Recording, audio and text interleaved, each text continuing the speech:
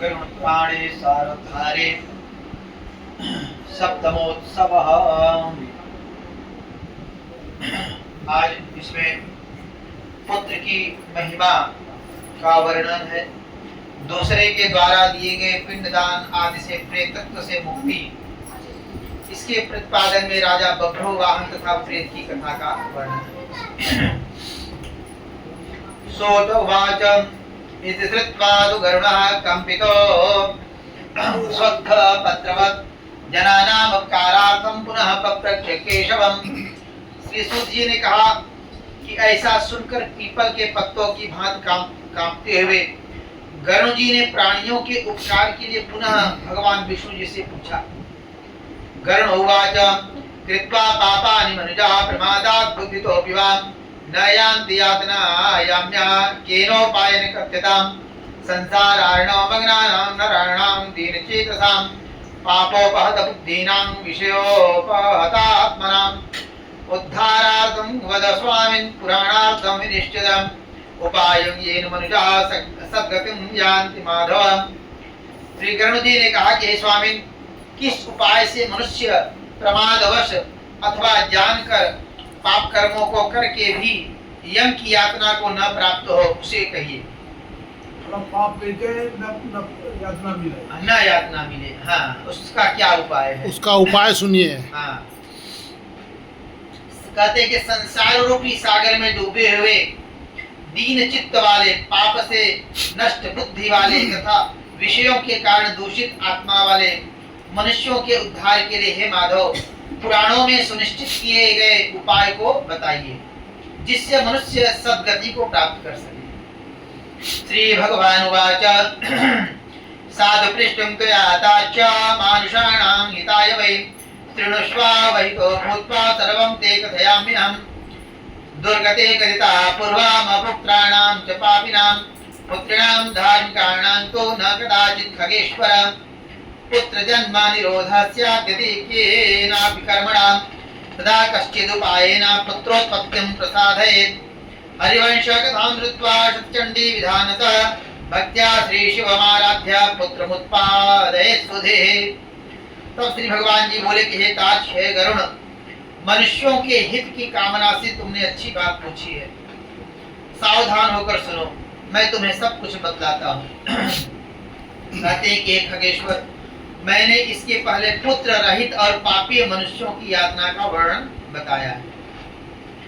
पुत्रवान तथा धार्मिक मनुष्यों की पूर्वोक्त दुर्गत कभी नहीं होती है। जो पुत्रवान है वो धार्मिक है। यदि अपने पूर्व अर्जित कर्मों के कारण पुत्रोत्पत्ति में विघ्न हो, बाधा हो, तो किसी उपाय से पुत्र की उत्पत्ति संपन्न करे। कहते हैं कि हरिवंश पुराण की कथा सुने, विधान पूर्वक शतचंडी यज्ञ करके तथा भक्ति पूर्वक शिव की आराधना करके विद्वान को पुत्र उत्पन्न करना चाहिए, प्रयत्न करना चाहिए। पुन्नाम नो नरकाद्य अस्मात् पितरं त्रायते सुता तस्मात् पुत्र इति प्रोक्तः स्वयमेव स्वयंभुवा एको पुत्रो धर्मात्मा सर्वं तारयते कुलं पुत्रेण लोकान् जयति श्रुतिरेषा सनातनी। कहते हैं कि यतः पुत्र पितरों की पुं नामक नरक से रक्षा करता है। पुण्यम नरकम त्रायते स पुत्र, इसीलिए उसका नाम पुत्र है। पुण्य नामक नरक से जो त्राण करे, रक्षा करे।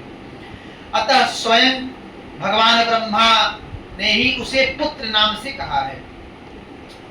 एक धर्मात्मा पुत्र संपूर्ण कुल को तार देता है। कोई कुल में एक धर्मात्मा पुत्र हो तो सबको तार देता है। पुत्र के द्वारा व्यक्ति लोगों को जीत लेता है, ऐसी सनातनी श्रुति है। इत वेदैरपि प्रोक्तं पुत्रमाहात्म्यम् उत्तमं तस्मात् पुत्रमुखं दृष्ट्वा मुच्यते पैतृकात्रिणात् पौत्रस्य श्वासनात् मर्त्यो मुच्यते चारिणात्रयात् लोकानत्ते दिवः प्राप्ते पुत्र पौत्र प्रपौत्रकहे ब्राह्मो ढा पुत्रो नयति संगृहीतास्पदो नयेत् एवं ज्ञात्वा श्रेष्ठ हीन जाति सुतांस्त्यजेत्। इस प्रकार वेदों ने भी पुत्र के उत्तम महात्म्य को कहा है, महत्व को कहा है। इसलिए पुत्र का मुख देख करके मनुष्य पितृ ऋण से मुक्त हो जाता है।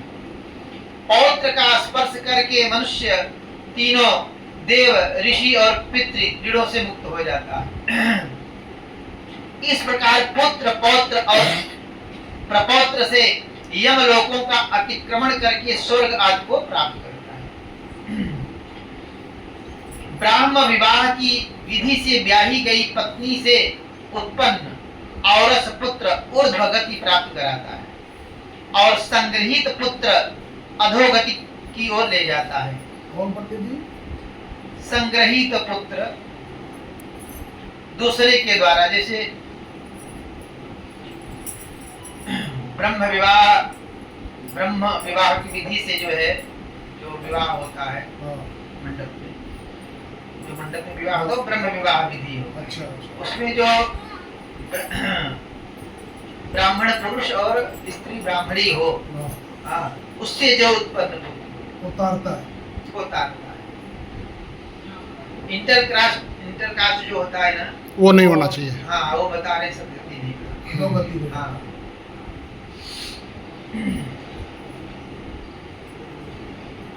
उसे औरस पुत्र उस कहते हैं। औरस। औरस, हाँ।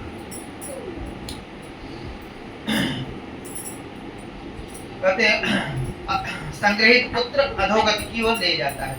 हे खग श्रेष्ठ, ऐसा जानकर के व्यक्ति हीन जाति की स्त्री से उत्पन्न पुत्रों को त्याग दे। सवर्णेभ्यः सवर्णासु, ये पुत्रा और साखगा हर वर्ण के लिए कहा गया होगा।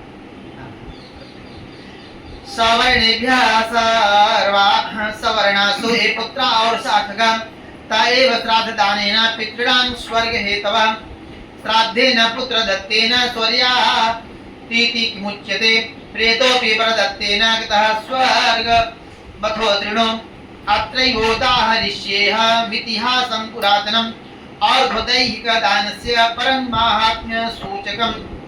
हे खग, सवर्ण पुरुषों से सवर्णा स्त्रियों में जो पुत्र उत्पन्न होते हैं वे औरस पुत्र कहे जाते हैं। अपने अपने वर्ण में जो विवाह होता है, और वे ही श्राद्ध प्रदान करके पितरों को स्वर्ग प्राप्त कराने के कारण बनते हैं। औरस पुत्र के द्वारा किए गए श्राद्ध से पिता को स्वर्ग प्राप्त होता है। इस विषय में क्या कहना है? दूसरे के द्वारा दिए गए श्राद्ध से भी प्रेत स्वर्ग को चला जाता है। भाई अच्छा। अपने से तो जाता ही है। हाँ हाँ। अगर किसी का कोई नहीं है तो दूसरा कोई भी अगर करता है तो भी वह स्वर्ग को प्राप्त होता है। उसको बताते हैं आगे। दूसरे के द्वारा दिए गए श्राद्ध से भी प्रेत स्वर्ग को चला जाता है। इस विषय में सुनो। यहाँ मैं एक प्राचीन इतिहास कहूंगा जो और दैहिक दान के श्रेष्ठ महात्म्य को सूचित करता है। पुरात्रेतायुगेताक्ष राजा चिद्बभ्रुवाहन महोदय पुरे रम्ये धर्मनिष्ठो महाबलः यद्वा दानपते श्रीमान् ब्रह्मण्य साधुवत्सलः शीलाचार गुणोपेतो दया दाक्षिण्य संयुत पालयामास धर्मेण प्रजापुत्राग्निव्रतान् छत्र धर्मारतो नित्यं साधं ध्यान दंडयन् नृपः।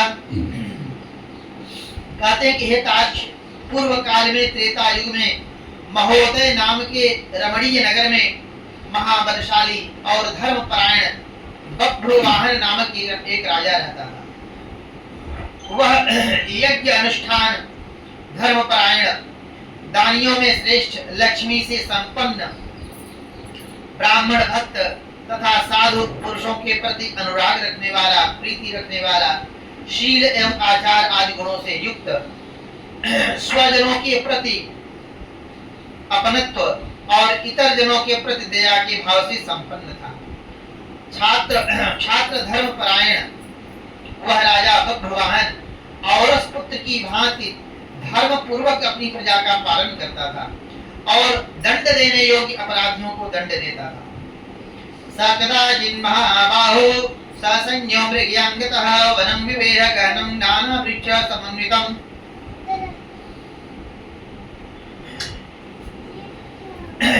नाना मृग गणाकीर्णं नाना पक्षिनादितं वनमध्ये राजा मृगं दूराद पश्यत तेन विद्धो मृगोऽतीव बाणेन सुदृढेन च बाणमादाय स तस्य वने दर्शनमेवान् वह महाबाहु